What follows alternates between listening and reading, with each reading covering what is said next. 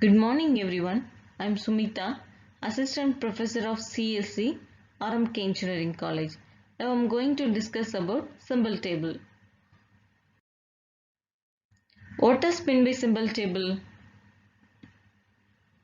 Symbol table is a data structure which is created and maintained by the compiler. It is used to store information about the source program. What are the informations are stored here? Within the program, what is the variable we declare and what's the functions we define and what are the classes we use, etc. These are the informations we can store under the symbol table. Next, where the simple table can be used. Obviously, we are using the simple table in compiler. Compilation process taken through 6 stages of compiler, that is called phases of compiler. All these 6 phases are interact with the simple table to get the information about the source program. Mostly the simple table can be generated in the analysis part of the compiler. The synthesis part uses this simple table to generate the target code. Next, we are going to see what are the operations we can perform in symbol table. We can perform two types of operation in symbol table. First one is the insert. The next one is the lookup. The insert operation is used to insert the information in the symbol table. Here we are having the insert of c, end. This syntax is used to insert the variable c of integer type into the symbol table. In the case of lookup, it is used to search an element from the symbol table. Here we are having lookup of c. This index is used to search a variable c from the symbol table. These are the operations we can perform in symbol table. Next one is scope management. Scope management defines the access limitations of variables, functions used within the program. Here we are having two types of symbol table. The first one is global symbol table and the next one is scope symbol table. In the case of global symbol table, it having the informations, that is the variable and function which are they declared globally, which can be accessed by all the procedure throughout the program. It is also called as parent symbol table. Next one is the scope symbol table. It is created for a particular procedure or for a particular block only. It is also called child symbol table. In other words, we can say global symbol table as well as local symbol table. Within the global symbol table, we are having the information which are they declared globally. And in the case of scope symbol table, which are we are having the information which are they declared locally. That means within the procedure, we can access this scope symbol table information. We can access globally. For better understanding of scope management, we go through an example. This is the sample code we are having. In this code, we have the variables and functions, both the global declaration and as well as the local declarations. Which are the variables and functions are declared globally here? The variable var1 and the function fun1 and fun2. These three are declared globally. These informations are stored under one symbol table, that is the global symbol table. We named as global scope declaration elements. It can be stored under global scope symbol table. Likewise. And next we are going to see the scope symbol table. Here we are having the variable, that is the var1, var2 and var3.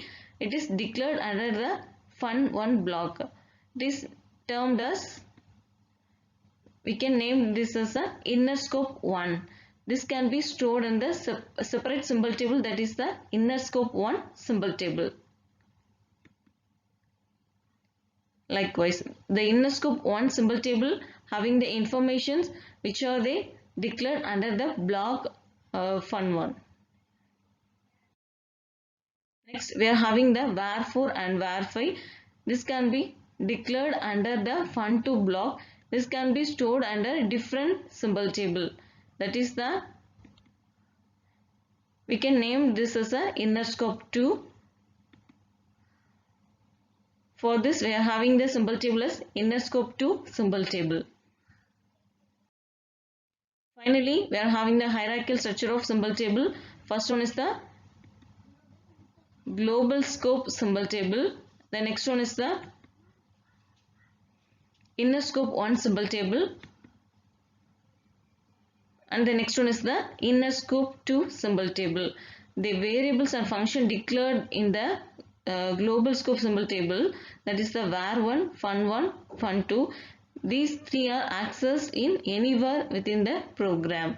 But in the case of inner scope 1 and inner scope 2, we are having in the case of inner scope 1, we are having var2 and var3 variables.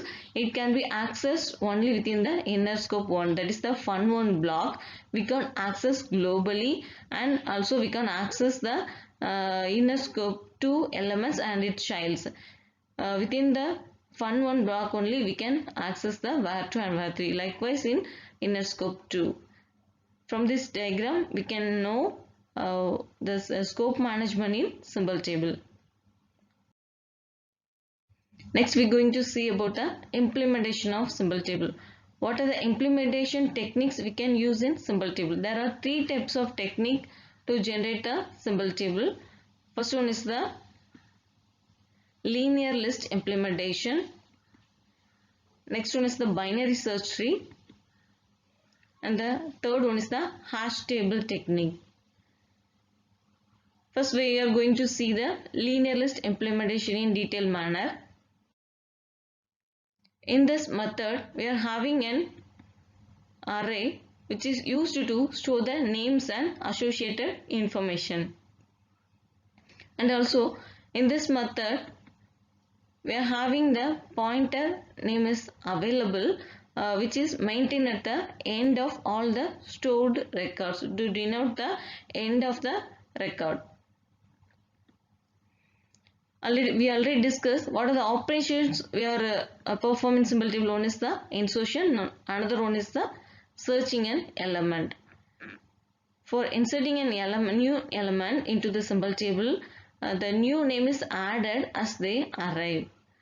Before adding an element, we must ensure the element is already present or not. If the element is already present, then we get an error messages multiple defined name. Otherwise, the new element is added into the symbol table. For that, it takes a time of order of 1. Next, we go to the search an element. For searching an element, the element can be searched from the beginning of the list till available pointer, because the available pointer may denote the end of the record. Next, we are going to search a element in symbol table means if it is present, then it gets a value or return as some values or particular name. Otherwise, it get an error message. Declare the error messages use of undeclared name. For that, it takes the order of n time. The main advantage of linear list implementation of symbol table is it takes a minimum amount of space to implement this technique.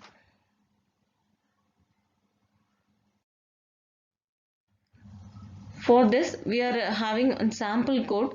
Here we are going to create a symbol table using linear list implementation. Here we are having the sample code. For this code, we generate the symbol table. Likewise, using the linear list technique. Here the symbol table, it is in the form of list like structure, and finally at the end of the record we are having the pointer as available. This is the linear list implementation of symbol table. The main advantage of linear list technique is it requires minimum amount of space to implement. Next we are going to see the binary search tree technique. It is in here the symbol table, it is in the form of tree-like structure. Each node having two linked nodes. One is the left child, next one is the right child. All the nodes within the tree must follow the property of binary search tree. What is the property of binary search tree?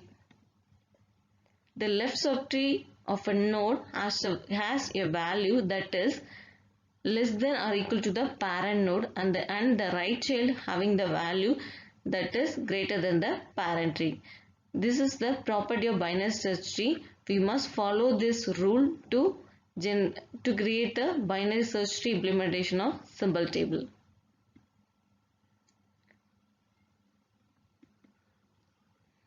For inserting an element, it takes the order of log to n, and searching an element also it takes the order of log to n.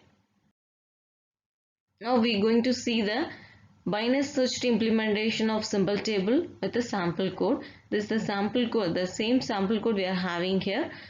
For this code, we generate the symbol table likewise. Here we are implementing the symbol table using binary search tree. So the symbol table, it is in the form of tree-like structure. We are having the root node and its left child and right child. Next, the third technique we are going to see is hash table. Most commonly, the hash table technique is used to implement the symbol table. Most commonly, this is the one of the fair method to implement the symbol table. Here, in hash table technique, we are having two tables. One is the hash table, and next one is the symbol table.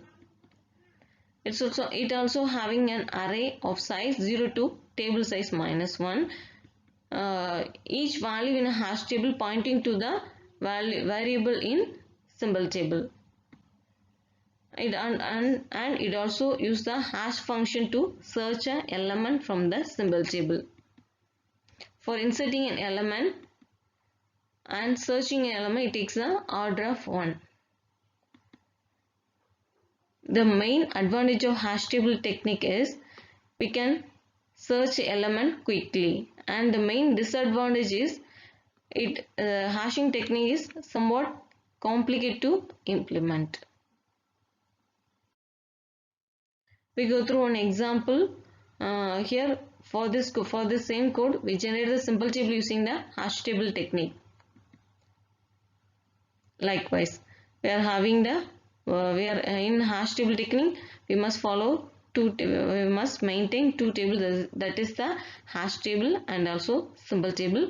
In a hash table, we are having the index value, it pointing to the particular name of a symbol table. This is the hash table implementation of symbol table. Next we discuss uses of symbol table in compiler. First, the symbol table used in all the 6 phases of compiler, that is the analysis part and synthesis part. The 6 phases are use this symbol table. It is used to determine the scope's resolution of the particular variable or a function. Next, from the symbol table, we come to know the variable is defined already or not. To improve the compile time efficiency, the compiler uses symbol table. Next, we can add a new name, and we can add a new information to the already defined, that is the updates. We can update elements or update a value into the symbol table. Next, we can delete an element or group of elements. Finally, type check for semantic correctness. Whenever we are going to add a variable of integer type into the variable of float type, means obviously in this case the symbol table is done the type checking.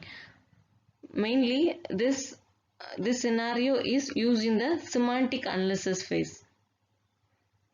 This is all about the uses of symbol table. I'm going to go through the topics we discussed here. First, we discussed the definition of simple table. That is, the simple table is a data structure. It is used to store information about the source program. Next, we discuss the operations performed in simple table. That is, insert and lookup. Next, we discuss the scope management in simple table. In scope management, we discuss the two types of simple table, that is the global simple table and scope simple table. Next, we discuss the implementation techniques in simple table. That is linear list, binary search tree and hash table.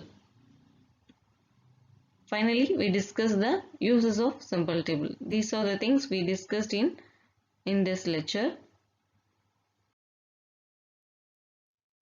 Thanks for watching. Thank you.